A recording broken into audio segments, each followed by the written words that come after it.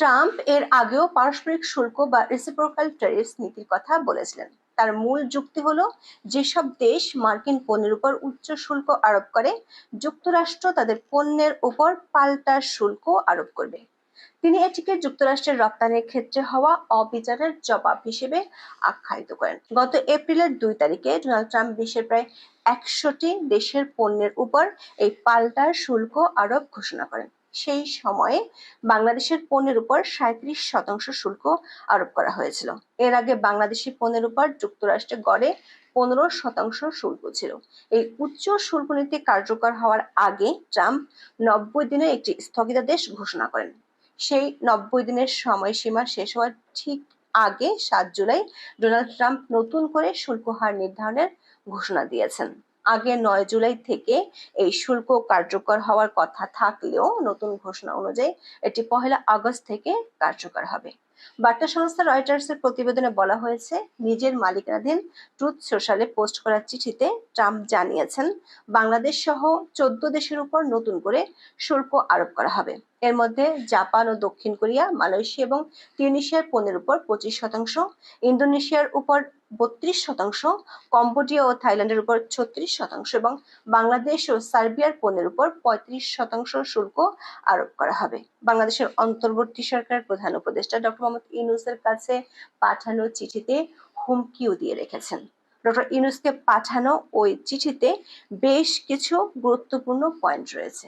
Trump চিঠিতে লিখেছেন, যুক্তরাষ্ট্র বাংলাদেশের সঙ্গে বাণিজ্যিক সম্পর্ক নিয়ে অনেক বছর আলোচনা করেছে এবং এই সিদ্ধান্তে পৌঁছেছে যে বাংলাদেশের শুল্ক ও অশুল্ক নীতিসমূহ এবং বাণিজ্যিক প্রতিবন্ধকতার কারণে যে দীর্ঘমেয়াদী ও স্থায়ী বাণিজ্য ঘাটতি তৈরি হয়েছে, তা থেকে অবশ্যই সরে আসতে হবে।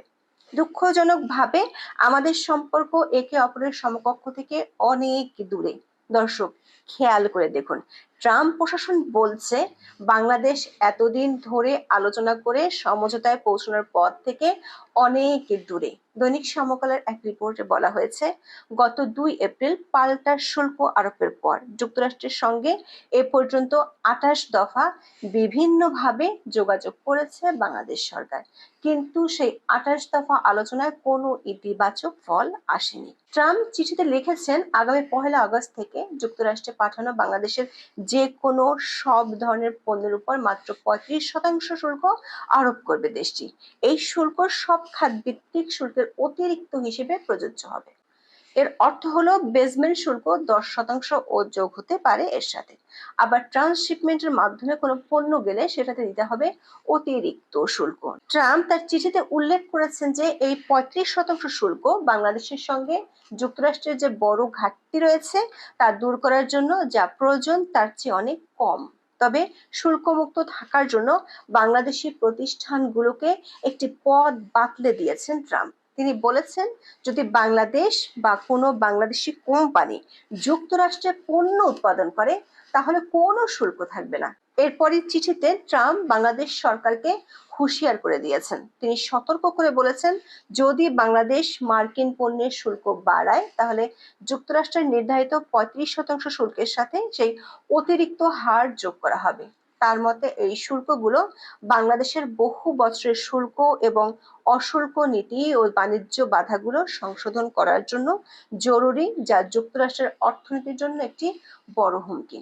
চিঠির একেবারে শেষ দিকে বলেছেন, আপনি যদি এখন পর্যন্ত বন্ধ রাখা আপনার বাণিজ্য বাজার যুক্তরাষ্ট্রের জন্য উন্মুক্ত করতে চান এবং শুল্ক, অশুল্ক নীতি ও বাণিজ্য প্রতিবন্ধকতা দূর করেন, তাহলে আমরা সম্ভবত এই চিঠির কিছু অংশ পুনর্বিবেচনা করতে পারি।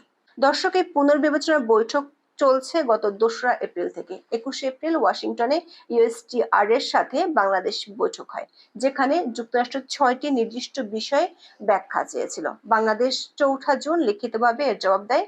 দৈনিক প্রথম আলো এবং বাংলা ট্রিবিউনের খবরে বলা হয়েছে, বাংলাদেশ ও যুক্তরাষ্ট্রের মধ্যে একটি খসড়া শুল্ক চুক্তি প্রস্তুত করা হয়েছে। এই খসড়াটি 2025 সালের 12 জুন সই হয়। এই খসড়া চুক্তিটি হলো একটি নন ডিসক্লোজার এগ্রিমেন্ট বা এনডিএ। চুক্তিটিতে বলা হয়েছে, দুই পক্ষই চুক্তির বিষয়বস্তু প্রকাশ করবে না। বাংলা ট্রিবিউনের খবরে বলা হয়েছে, এই গোপন খসড়া চুক্তি দেশের বেসরকারি খাত ও রপ্তানিকারকদের দুশ্চিন্তা বাড়াচ্ছে। দৈনিক প্রথম আলোর খবরে বলা হয়েছে, এই খসড়া চুক্তিটি নিয়ে 17 জুন দুপক্ষের অনলাইনে বৈঠক হয়েছে। বাংলাদেশের একাধিক গণমাধ্যমের খবরে বলা হয়েছে, অন্তত 2টি পণ্য বেশি দামে আমেরিকা থেকে কেনার পরিকল্পনা করেছে বাংলাদেশ। মূলত ডোনাল্ড ট্রাম্পকে খুশি করতে এমন নতুন কৌশল নিয়েছে বাংলাদেশ। একটি হলো, বিমান পরিবহন ও পর্যটন মন্ত্রণালয় যুক্তরাষ্ট্রের বোয়িং কোম্পানি থেকে উড়োজাহাজ কেনার পদক্ষেপ নিচ্ছে। আরেকটি পণ্য হলো গম। বাংলাদেশ এখন গম আমদানি করে রাশিয়া এবং ইউক্রেন থেকে। এই দুই দেশের গমের দাম তুলনামূলকভাবে কম।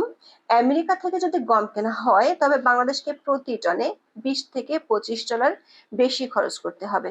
বাংলাদেশি টাকায় 3000 টাকা বেশি পড়বে।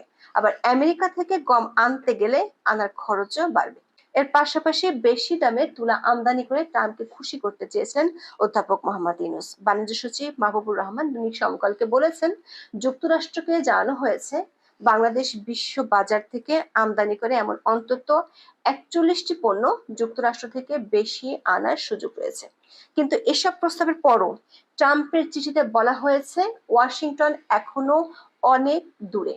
বিজনেস স্ট্যান্ডার্ডের এক খবরে বলা হয়েছে, ট্রাম্প প্রশাসন থেকে বাংলাদেশের উপর 2টি কড়া শর্ত দেওয়া হয়েছে। পত্রিকাটি বলছে, যুক্তরাষ্ট্রের প্রস্তাবিত চুক্তিতে এমন শর্ত দেওয়া হয়েছে যে যুক্তরাষ্ট্র কোনো দেশের উপর বাণিজ্য নিষেধাজ্ঞা আরোপ করলে বাংলাদেশকেও ওই দেশের উপর বাণিজ্য নিষেধাজ্ঞা আরোপ করতে হবে। আবার যুক্তরাষ্ট্র কোনো দেশের উপর বাড়তি শুল্ক আরোপ করলে বাংলাদেশকেও তা অনুসরণ করতে হবে। দ্বিতীয় শর্তটি আরো ভয়াবহ। মেনে নিলে বাংলাদেশের যুক্তরাষ্ট্রের একক মনোপলির প্রতিষ্ঠা পেয়ে যাবে।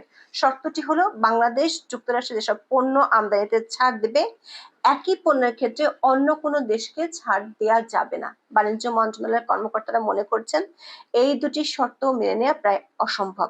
দ্বিপাক্ষিক বাণিজ্য চুক্তিতে যে ধরনের ভাষা ব্যবহার করা হয়, যুক্তরাষ্ট্রের প্রস্তাবিত রেসিপ্রোকাল ট্যারিফ এগ্রিমেন্টে সে ধরনের ভাষা ব্যবহার করা হয়নি।